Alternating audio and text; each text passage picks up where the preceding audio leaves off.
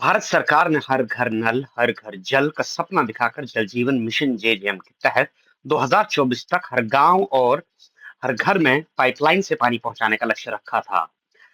और इस मिशन के तहत हजारों करोड़ रुपए भी आवंटित किए गए थे, लेकिन क्या उन पैसों का सही इस्तेमाल हो रहा है? नमस्कार, आप देख रहे हैं अपना channel Cliff hangers news network और मैं हूं भीम सिंह। जल जीवन मिशन के तहत पीएचई विभाग को गांव में टंकियां, पाइपलाइन और अन्य जल आपूर्ति सुविधाएं विकसित करने का काम सौंपा गया था। लेकिन हकीकत यह है कि कई गांवों में इन परियोजनाओं में बड़े पैमाने पर भ्रष्टाचार और लापरवाही हो रही है। कई जगहों पर टंकियां बनाने के बावजूद या तो वे लीकेज कर रही हैं या फिर उनके निर्माण की गुणवत्ता इतनी खराब है कि कुछ ही महीनों में वे टूटने लगती हैं। मिसाल के तौर पर अगर हम हसेड़ पाइपलाइन या दुधर पाइपलाइन जो आने वाली है उसकी बात करें, जो पाउडर के अंदर जेजीएम की सबसे बड़ी स्कीमें हैं, तो 2-3 बार जो है घोसी तक पहुँचते-पहुँचते हसेड़ से आने वाली जो हसेड़ पाइपलाइन है वो लीक हो जाती है और उसके लीकेज का पता नहीं चल पाता है। बहरहाल अभी तक सुचारू रूप से उसे चालू नहीं किया गया है। ऐसी बात करें अगर तो हाको गाँव की यह टंकी भी इसका सबसे बड़ा उदाहरण है। दोस्तों, आज हम आपको दिखाने जा रहे हैं हाको गाँव से एक और प्रशासनिक लापरवाही की तस्वीर। यह पानी की टंकी हाको गांव पलाली पंचायत में पीएचई विभाग द्वारा बनाई गई थी, लेकिन इसकी हालत इतनी खराब है कि सिर्फ हल्का सा हाथ लगाने पर ही सीमेंट उखड़ने लगता है। दोस्तों, गांव के लोगों ने पहले भी इसकी खराब गुणवत्ता की शिकायत की थी, जिसके बाद पीएचई विभाग ने इसे दोबारा बनवाने का दावा किया। लेकिन हकीकत यह है कि इस पर दोबारा पैसा खर्च होने के बावजूद यह उसी हालत में पहुंच चुकी है। सवाल यह उठता है कि जब पिछली बार इसे सुधारने के लिए काम हुआ था, तो फिर इतनी जल्दी इसकी दीवारें क्यों झड़ने लगी हैं? अब आप अनुमान लगाएं दोस्तों कि आखिर इसमें इस्तेमाल किया गया मटेरियल कितना घटिया रहा होगा, जो मात्र हाथ लगाने से ही नीचे सरक रहा है।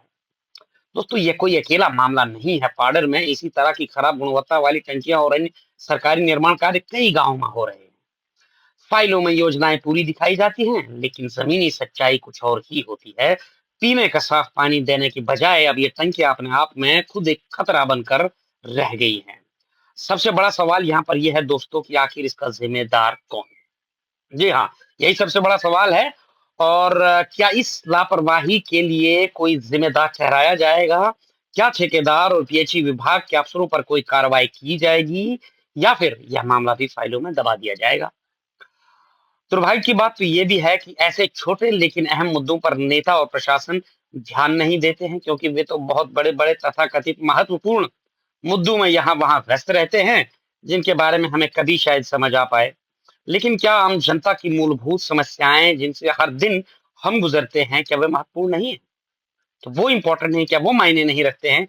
क्या साफ पानी, सड़कें, स्वास्थ्य सेवाएं और बुनियादी ढांचा हमारी प्राथमिकता नहीं होनी चाहिए क्या? दोस्तों, अब हमें ही अपनी आवाज उठानी पड़ेगी। अब वक्त आ गया है कि हम सभी, खासकर हमारे युवा, इन मुद्दों को नजरअंदाज ना करें।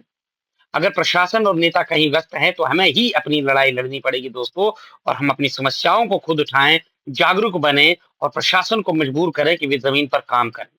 दोस्तों, आप भी अपने गांव की, अपने पंचायत की ऐसी ही प्रॉब्लम्स का वीडियो बनाकर हमसे साझा कर सकते हैं और हम कोशिश करेंगे कि क्लिफ हैंगर न्यूज नेटवर्क के माध्यम से हम उसे सही अधिकारियों तक पहुंचाएं, सही इदारों तक पहुंचाएं और उनका अजाला भी करने की कोशिश करेंगे। और अगर कुछ नहीं कर पाए तो कम से कम वीडियो को चढ़ाकर उस डिपार्टमेंट या उन अफसरान वाला साहिबानों को एक्सपोज करने की कोशिश जरूर करेंगे। आप हमसे संपर्क कर सकते हैं। ऐसी कोई भी किसी भी तरह की खबर जो जिसका आम जनता से सरोकार है, आप 99 10 99 53 15 या 9910 995315 पर हमें भेजें, हम उसे संपर्क करें। आपकी न्यूज हम चढ़ाएंगे। देखते रहे क्लिफ हैंगर्स। धन्यवाद।